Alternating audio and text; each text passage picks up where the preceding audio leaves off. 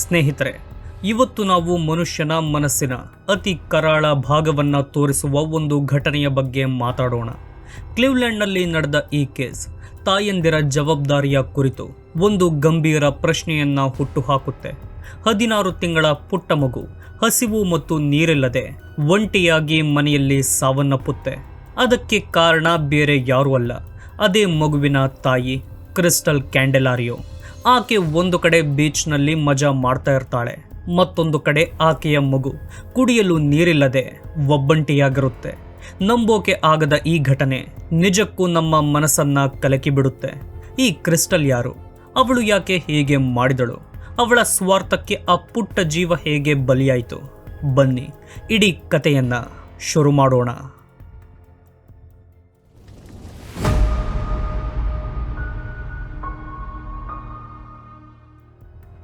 Crystal 1991 September 11 ಹುಟ್ಟಿದವಳು. ಕ್ಲಿವ್ಲೆಂಡ್ನಲ್ಲಿ ವಾಸ ಮಾಡ್ತಿದ್ದಳು. ಒಂದು primary ಸ್ಕೂಲ್ನಲ್ಲಿ ದಿನಗೂಲಿ ಆಧಾರದ ಮೇಲೆ ಕೆಲಸ ಮಾಡ್ತಾ ಇದ್ಲು.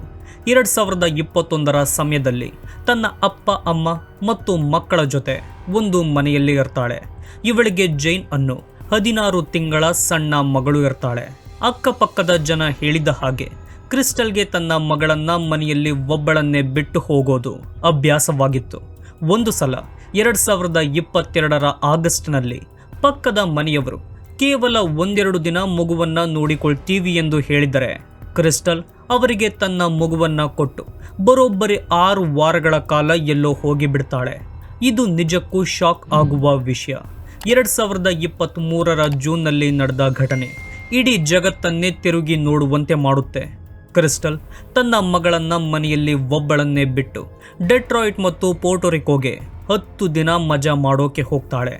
ಹೌದು, 10 ದಿನ ಮೋಜು ಮಾಡೋಕೆ. ಹಸಿವು ಮತ್ತು ನೀರಿಲ್ಲದೆ ಇರಲಿ ಎಂದು ತನ್ನ ಮಗಳನ್ನ ಒಂಟಿಯಾಗಿಯೇ ಬಿಟ್ಟು ಹೋಗ್ತಾಳೆ. ಸಾಮಾನ್ಯವಾಗಿ ಆ ಪುಟ್ಟ ಮಗುವನ್ನು ನೋಡಿಕೊಳ್ಳೋ ಕ್ರಿಸ್ಟಲ್ನ ಅಪ್ಪ ಅಮ್ಮ ಕೂಡ ಅವಳ ದೊಡ್ಡ ಮಗಳ ಜೊತೆ ಈಕ್ವೆಡಾರ್ಗೆ ಹೋಗಿದ್ರು. ಕ್ರಿಸ್ಟಲ್ ಜೂನ್ 16, 2023 ಶುಕ್ರವಾರ ಬೆಳಿಗ್ಗೆ 8 ಗಂಟೆಗೆ 10 ದಿನಗಳ ಬಳಿಕ ಮನೆಗೆ ವಾಪಸ್ ಬಂದಾಗ ತನ್ನ 16 ತಿಂಗಳ ಮಗಳು ಜೈನ್ ಎಚ್ಚರ ಇಲ್ಲದೆ ಉಸಿರಾಡದೆ ಇರೋದನ್ನು ನೋಡ್ತಾಳೆ. ತಕ್ಷಣ 911 ಎಮರ್ಜೆನ್ಸಿ ನಂಬರ್ಗೆ ಕಾಲ್ ಮಾಡ್ತಾಳೆ. ಆದರೆ ಆಗಲೇ ತುಂಬ ಲೇಟ್ ಆಗಿರುತ್ತೆ. ಪೊಲೀಸರು ಬಂದಾಗ ಅವರಿಗೆ ಕಾಣಿಸಿದ ದೃಶ್ಯ ನಿಜಕ್ಕೂ ಅತಿ ದುಃಖಕರವಾಗಿರುತ್ತೆ. ಜೈನ್ ನೀರಿಲ್ಲದೆ ತುಂಬ ಒಣಗಿ ಹೋಗಿ ಸಾವನ್ನಪ್ಪಿರ್ತಾಳೆ. ದೇಹದ ಮೇಲೆ ಯಾವುದೇ ಗಾಯ ಇರೋದಿಲ್ಲ. ಅಲ್ಲಿನ ವಾತಾವರಣ ಸಂಪೂರ್ಣವಾಗಿ ಹಾಳಾಗಿತ್ತು. ಈ ಪುಟ್ಟ ಜೀವ ಎಷ್ಟು ಕಷ್ಟಪಟ್ಟಿರಬಹುದು ಅನ್ನೋದನ್ನ ನೆನೆಸಿಕೊಂಡ್ರೆ ಭಯವಾಗುತ್ತೆ. ನೀರಿಲ್ಲದೆ ಮತ್ತು ಹಸಿವಿನಿಂದ ಜೈನ್ ಸಾವನ್ನಪ್ಪಿದ್ದಾಳೆ ಎಂದು ಕ್ರಿಸ್ಟಲ್ ಪೊಲೀಸರ ಮುಂದೆ ಒಪ್ಪಿಕೊಳ್ತಾಳೆ. ಆಕೆ ಒಪ್ಪಿಕೊಂಡ ತಕ್ಷಣ ಜೂನ್ 18, 2023 ಕ್ರಿಸ್ಟಲ್ನನ್ನು ಅರೆಸ್ಟ್ ಮಾಡಲಾಗುತ್ತೆ.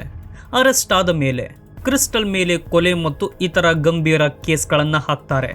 2024 ಫೆಬ್ರವರಿ 22 32 ವರ್ಷದ ಕ್ರಿಸ್ಟಲ್ ಕ್ಯಾಂಡೆಲಾರಿಯೋ ತನ್ನ ವಕೀಲರ ಮಾತಿನ ಮೇಲೆ ಕೊಲೆ ಮತ್ತು ಮಕ್ಕಳನ್ನ ಅಪಾಯಕ್ಕೆ ಸಿಲುಕಿಸಿದ ತಪ್ಪನ್ನ ಒಪ್ಪಿಕೊಳ್ತಾಳೆ. ಆಮೇಲೆ ಮಾರ್ಚ್ 18, 2024 ಆಕೆಗೆ ಶಿಕ್ಷೆ ಕೊಡಲಾಗುತ್ತೆ. ಈ ಕೇಸ್ನಲ್ಲಿ ಕ್ರಿಸ್ಟಲ್ನ ವಕೀಲರು ಆಕೆ ಖಿನ್ನತೆಯಿಂದ ತುಂಬ ಬೇಜಾರಿನಿಂದ ಬಳಲುತ್ತಿದ್ದಳು ಅಂತ ಹೇಳೋಕೆ ಪ್ರಯತ್ನಿಸ್ತಾರೆ.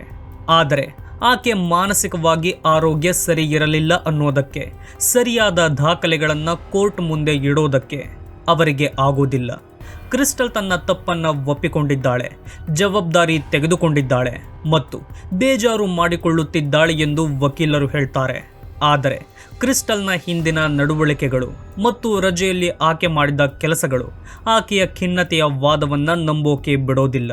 ಖಿನ್ನತೆ ಇದ್ದರೂ ಸಹ ಮಗಳನ್ನ ಮನೆಯಲ್ಲಿ ಒಬ್ಬಳನ್ನೇ ಬಿಟ್ಟು ಹೋಗೋ ಬದಲು ಆಕೆ ಬೇರೆ ಎಷ್ಟೋ ದಾರಿಗಳನ್ನು ನೋಡಬಹುದಿತ್ತು. ಡಾಕ್ಟರ್ ಹತ್ತಿರ ಹೋಗಿ ಖಿನ್ನತೆಗೆ ಚಿಕಿತ್ಸೆ ಪಡೆದುಕೊಳ್ಳಬಹುದಿತ್ತು. ಎಮರ್ಜೆನ್ಸಿ ನಂಬರ್ಗೆ ಕಾಲ್ ಮಾಡಿ ಸಹಾಯ ಪಡೆಯಬಹುದಿತ್ತು. ಅಥವಾ ಮನೆಯಲ್ಲೇ ಇದ್ದು ತನ್ನ ಸಮಸ್ಯೆಗಳನ್ನು ನಿಭಾಯಿಸೋಕೆ ಪ್ರಯತ್ನ ಪಡಬಹುದಿತ್ತು. ಅದರಲ್ಲೂ ಮುಖ್ಯವಾಗಿ ಪಕ್ಕದ ಮನೆಯವರನ್ನ ಕೇಳಬಹುದಿತ್ತು. ಆದರೂ ಕ್ರಿಸ್ಟಲ್ ಈ ಯಾವ ಕೆಲಸವನ್ನ ಮಾಡೋದಕ್ಕೆ ಹೋಗಿರೋದಿಲ್ಲ. ಕೇಸ್ ಆಗೋದಕ್ಕಿಂತ ಮುಂಚೆ ಕ್ರಿಸ್ಟಲ್ಗೆ ಯಾವುದೇ ಅಪರಾಧದ ದಾಖಲೆ ಇರಲಿಲ್ಲ ಅನ್ನೋದು ನಿಜ. ಆದರೆ ಆಕೆ ತನ್ನ ಮಗಳನ್ನ ಒಬ್ಬಳನ್ನೇ ಬಿಟ್ಟು ಹೋಗೋದು ಅಭ್ಯಾಸ ಆಗಿತ್ತು. ಈ ತರಹ ಮಾಡೋದು ತಪ್ಪು ಮತ್ತು ಅಪಾಯಕಾರಿ ಎನ್ನುವುದು ಆಕೆಗೆ ಗೊತ್ತಿತ್ತು ಎಂದು ನಾವು ಅಂದಾಜು ಮಾಡಬಹುದು. ಅಷ್ಟೇ ಅಲ್ಲ, ಕ್ರಿಸ್ಟಲ್ ಸ್ಕೂಲ್ನಲ್ಲಿ ಕೆಲಸ ಮಾಡ್ತಿದ್ಲು ಅಂದರೆ ಆಕೆ ಹೊರಗಿನ ಕೆಲಸಗಳನ್ನೆಲ್ಲ ಸುಲಭವಾಗಿ ಮಾಡುತ್ತಿದ್ದಳು ಎಂದು ಅರ್ಥ. 10 ದಿನಗಳ ರಜೆಗೆ ಹೋಗೋಕೆ ಬೇಕಾದ ಎಲ್ಲ ತಯಾರಿ ಮಾಡೋದು ತುಂಬ ಒತ್ತಡದಲ್ಲಿ ಇರೋ ಒಬ್ಬ ವ್ಯಕ್ತಿಯಿಂದ ಸಾಧ್ಯ ಆಗಲ್ಲ. ಆದರೆ ಆಕೆ ಎಲ್ಲ ಕೆಲಸಗಳನ್ನು ಸಲೀಸಾಗಿ ಮಾಡಿ ಮುಗಿಸಿರ್ತಾಳೆ. ಇನ್ನು ಕ್ರಿಸ್ಟಲ್ ರಜೆಯಲ್ಲಿದ್ದಾಗ ಹಾಕಿದ ಸೋಷಿಯಲ್ ಮೀಡಿಯಾ ಪೋಸ್ಟ್ಗಳು ಈ ಕೇಸ್ನ ಗಂಭೀರತೆಯನ್ನು ಮತ್ತಷ್ಟು ಜಾಸ್ತಿ ಮಾಡುತ್ತವೆ. ಪೋರ್ಟೋರಿಕೋ ಸಮುದ್ರದ ದಡದಲ್ಲಿ ನಿಂತು ನಗ್ತಿರೋ ಫೋಟೋವನ್ನು ಆಕೆ ಪೋಸ್ಟ್ ಮಾಡ್ತಾಳೆ. ಖುಷಿಪಟ್ಟ ಸಮಯವೇ ನಿಜವಾದ ಸಮಯ ಅಂತ ಕ್ಯಾಪ್ಷನ್ ಕೂಡ ಹಾಕಿರ್ತಾಳೆ. ಹಾಗೆ ಸ್ಟಾರ್ ವಾರ್ಸ್ ರೋಬೋಟ್ಗಳ ಮುಂದೆ ನಿಂತು ನಗ್ತಿರೋ ಇನ್ನೊಂದು ಫೋಟೋ ಕೂಡ ಆಕೆ ಪೋಸ್ಟ್ ಮಾಡ್ತಾಳೆ. ಈ ಫೋಟೋಗಳನ್ನು ನೋಡಿದ್ರೆ ಆಕೆ ಯಾವುದೇ ತರಹದ ಕಷ್ಟದಲ್ಲಿ ಖಿನ್ನತೆಯಲ್ಲಿ ಇರೋ ಹಾಗೆ ಕಾಣಿಸೋದೇ ಇಲ್ಲ. ತಾನು ಒಬ್ಬಳು ತಾಯಿ, ತನ್ನ ಮಗು ಮನೆಯಲ್ಲಿ ಹಸಿವಿನಿಂದ ಕಷ್ಟಪಡ್ತಾ ಇದೆ ಅನ್ನೋ ಯೋಚನೆಯೇ ಇಲ್ಲದೆ ಆಕೆ ಮಜಾ ಮಾಡ್ತಾ ಇರ್ತಾಳೆ. ಈ ಎಲ್ಲ ವಿಷಯಗಳಿಂದ ಆಕೆಯ ವಕೀಲರು ಖಿನ್ನತೆಯಿಂದ ಹೀಗೆ ಮಾಡಿದ್ಲು ಅಂದ್ರು ಆಕೆ ಮಾನಸಿಕವಾಗಿ ತುಂಬ ಸರಿ ಇರಲಿಲ್ಲ ಅಂತ ನಂಬೋಕೆ ಕಾರಣ ಸಿಗೋದೇ ಇಲ್ಲ.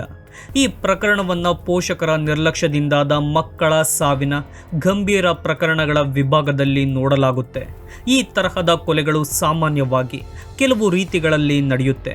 ಅವುಗಳಲ್ಲಿ ಮಾರಕ ನಿರ್ಲಕ್ಷ್ಯ ಮತ್ತು ಬೇಡದ ಮಗು ಅನ್ನೋ 2 ರೀತಿಗಳು ಕ್ರಿಸ್ಟಲ್ನ ಕೇಸ್ಗೆ ಹತ್ತಿರವಾಗಿ ಕಾಣುತ್ತೆ.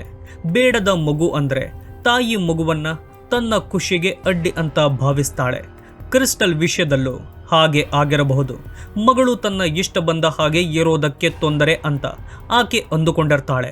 ಅದಕ್ಕೆ ಏನು ಯೋಚಿಸದೆ ರಜೆಯಲ್ಲಿ ಮಜಾ ಮಾಡೋಕೆ ಅಂತ ಮಗಳನ್ನು ಒಬ್ಬಳನ್ನೇ ಬಿಟ್ಟು ಹೋಗ್ತಾಳೆ. ಆದರೆ ಕ್ರಿಸ್ಟಲ್ ಮಾಡಿದ ತಪ್ಪು ಈ 2 ರೀತಿಗಳ ಮಿಶ್ರಣ ಇರಬಹುದು ಅಂತ ಜನ ಹೇಳ್ತಾರೆ. ಕ್ರಿಸ್ಟಲ್ ತುಂಬ ಸ್ವಾರ್ಥಿ ಮತ್ತು ಅಹಂಕಾರಿಯಾಗಿದ್ದಳು. ಆಕೆ ತನ್ನ ಖುಷಿಯ ಬಗ್ಗೆ, ತಾನು ಚೆನ್ನಾಗಿ ಇರಬೇಕು ಅನ್ನೋದರ ಬಗ್ಗೆ ಮಾತ್ರ ತಲೆ ಕೆಡಿಸಿಕೊಳ್ಳುತ್ತಿದ್ದಳು. ಅವಳ ದೃಷ್ಟಿಯಲ್ಲಿ ಮಗಳು ಅವಳ ಲೈಫ್ನಲ್ಲಿ ಬರೋ ಒಂದು ತೊಂದರೆ ಅಂತ ಇತ್ತು.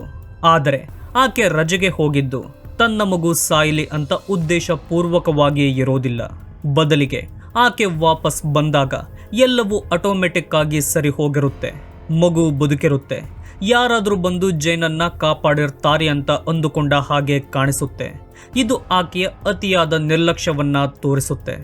ಕ್ರಿಸ್ಟಲ್ಗೆ ನಿಜವಾಗಿಯೂ ಮಗುವಿನ ಪ್ರಾಣವನ್ನ ತೆಗೆಯಬೇಕು ಎಂಬ ಉದ್ದೇಶ ಇದ್ದಿದ್ರೆ ಆಕೆ ಮನೆಗೆ ವಾಪಸ್ ಬಂದ ಮೇಲೆ 911ಗೆ ಕಾಲ್ ಮಾಡುತ್ತಲೇ ಇರಲಿಲ್ಲ. ಆಕೆ ಸುಲಭವಾಗಿ ಜೈನ್ನ ದೇಹವನ್ನ ಎಲ್ಲಾದರೂ ಮರೆಮಾಚಿ ಅಪರಾಧ ನಡೆದ ಸ್ಥಳವನ್ನ ಕ್ಲೀನ್ ಮಾಡಬಹುದಿತ್ತು. ಜೈನ್ ಕಾಣೆಯಾಗಿದ್ದಾಳೆ ಅಂತ ಯಾರಿಗಾದರೂ ಗೊತ್ತಾಗೋ ಮುನ್ನವೇ ಈ ಕೆಲಸ ಮಾಡಬಹುದಿತ್ತು. ಆದರೆ 911ಗೆ ಕಾಲ್ ಮಾಡಿ ಆಕೆ ತನ್ನ ತಪ್ಪನ್ನ ತಾನೇ ಒಪ್ಪಿಕೊಂಡ ಹಾಗೆ ಆಯಿತು. ಆಕೆ ಉದ್ದೇಶಪೂರ್ವಕವಾಗಿ ಈ ಕೆಲಸ ಮಾಡಿರೋದಿಲ್ಲ. ಆದರೆ ಆಕೆಯ ನಿರ್ಲಕ್ಷ್ಯದಿಂದಾಗಿ ಸಾವು ಆಗಿದೆ ಅನ್ನೋದನ್ನ ಇದು ತೋರಿಸುತ್ತೆ. ಆಕೆ ರಜೆ ಮುಗಿಸಿ ಬರುವವರೆಗೂ ಮಗು ಹೇಗೋ ಬದುಕಿರುತ್ತೆ ಅಂತ ಅಂದುಕೊಂಡಿರ್ತಾಳೆ. ಈಗ ನಾವು ತೀರ್ಪಿನ ವಿಷಯಕ್ಕೆ ಬರೋಣ. ಕ್ರಿಸ್ಟಲ್ಗೆ ಕೋರ್ಟ್ ವಿಧಿಸಿರುವ ಶಿಕ್ಷೆ ಜೀವನ ಪರ್ಯಂತ ಜೈಲುವಾಸ, ಅಂದರೆ ಲೈಫ್ ಇನ್ ಪ್ರಿಸನ್. ಏಕೆಂದರೆ ಕ್ರಿಸ್ಟಲ್ 10 ದಿನಗಳ ಕಾಲ ಮಜಾ ಮಾಡ್ತಿದ್ದರು. ಅವಳಿಗೆ ಒಂದು ಕ್ಷಣ ಯೋಚನೆ ಮಾಡೋಕೆ ಟೈಮ್ ಇತ್ತು. ಒಂದು ಕಾಲ್ ಮಾಡಿದ್ದರೆ ಆಂಬ್ಯುಲೆನ್ಸ್ ಬಂದು ಆ ಪುಟ್ಟ ಮಗುವನ್ನು ಉಳಿಸ್ತಿತ್ತು. ಆದರೆ ಆಕೆ ಆ ಸಣ್ಣ ಕೆಲಸವನ್ನು ಮಾಡಲಿಲ್ಲ. ತನ್ನ ಮಗು ಆ ಮನೆಯಲ್ಲಿ ಸಾವನ್ನಪ್ಪಲಿ ಅಂತ ನಿರ್ಧಾರ ಮಾಡಿದ ಹಾಗೆ ಕಾಣುತ್ತೆ. ಯಾವುದೇ ತಾಯಿ ತನ್ನ ಮಗುವಿಗೆ ಈ ರೀತಿ ಆಗೋದಕ್ಕೆ ಬಿಡೋದಿಲ್ಲ. ಕ್ರಿಸ್ಟಲ್ ತೋರಿಸಿದ ಈ ಕೆಟ್ಟ ಮತ್ತು ಗಟ್ಟಿಯಾದ ಮನಸ್ಸು ಅವಳು ನಮ್ಮೆಲ್ಲರ ಜೊತೆ ಸಮಾಜದಲ್ಲಿ ನೆಮ್ಮದಿಯಿಂದ ಇರೋದಕ್ಕೆ ಅರ್ಹಳಲ್ಲ ಅನ್ನೋದನ್ನ ಸ್ಪಷ್ಟಪಡಿಸುತ್ತೆ. ಜೈನ್ ಅನುಭವಿಸಿದ ನೋವಿಗೆ, ಅವಳು ಮಾಡಿದ ತಪ್ಪಿಗೆ ಈ ಶಿಕ್ಷೆ ಸ್ವಲ್ಪವಾದರೂ ಸಮಾಧಾನ ನೀಡುತ್ತೆ. ಕ್ರಿಸ್ಟಲ್ನ ಈ ಭಯಾನಕ ಕತೆ ನಮ್ಮನ್ನೆಲ್ಲ ಎಚ್ಚರಿಸಬೇಕು. ಇದಿಷ್ಟು ಕ್ರಿಸ್ಟಲ್ ಕ್ಯಾಂಡೆಲಾರಿಯೋ ಕೇಸ್ ಬಗ್ಗೆ ನನ್ನ ಮಾತುಗಳು. ಈ ಕತೆ ನಿಮ್ಮ ಮನಸ್ಸಿಗೆ ತಗುಲಿದ್ರೆ ನಿಮ್ಮ ಅನಿಸಿಕೆಗಳನ್ನು ದಯವಿಟ್ಟು ಮುಚ್ಚಿಡಬೇಡಿ. ಕಮೆಂಟ್ ಬಾಕ್ಸ್ನಲ್ಲಿ ನೀವು ಏನೇ ಅಂದುಕೊಂಡಿದ್ದರೂ ಅದನ್ನು ಬರೆಯಿರಿ. ನಿಮ್ಮ ಅಭಿಪ್ರಾಯಗಳನ್ನು ತಿಳಿದುಕೊಳ್ಳೋದು ನನಗೆ ಯಾವಾಗಲೂ ಇಷ್ಟ. ಈ ಮಾಹಿತಿ ನಿಮಗೆ ಇಷ್ಟ ಆಗಿದ್ರೆ ಲೈಕ್ ಮಾಡಿ. ನಮ್ಮ ಮಿಸ್ಟರ್ ಮೀಡಿಯಾ ಇನ್ಫೋ ಚಾನಲನ್ನು ಸಬ್ಸ್ಕ್ರೈಬ್ ಮಾಡಿಕೊಳ್ಳಿ. ಮುಂದಿನ ವಿಡಿಯೋದಲ್ಲಿ ಮತ್ತೆ ಸಿಗೋಣ. ವಿಡಿಯೋ ನೋಡಿದ್ದಕ್ಕೆ ಧನ್ಯವಾದಗಳು.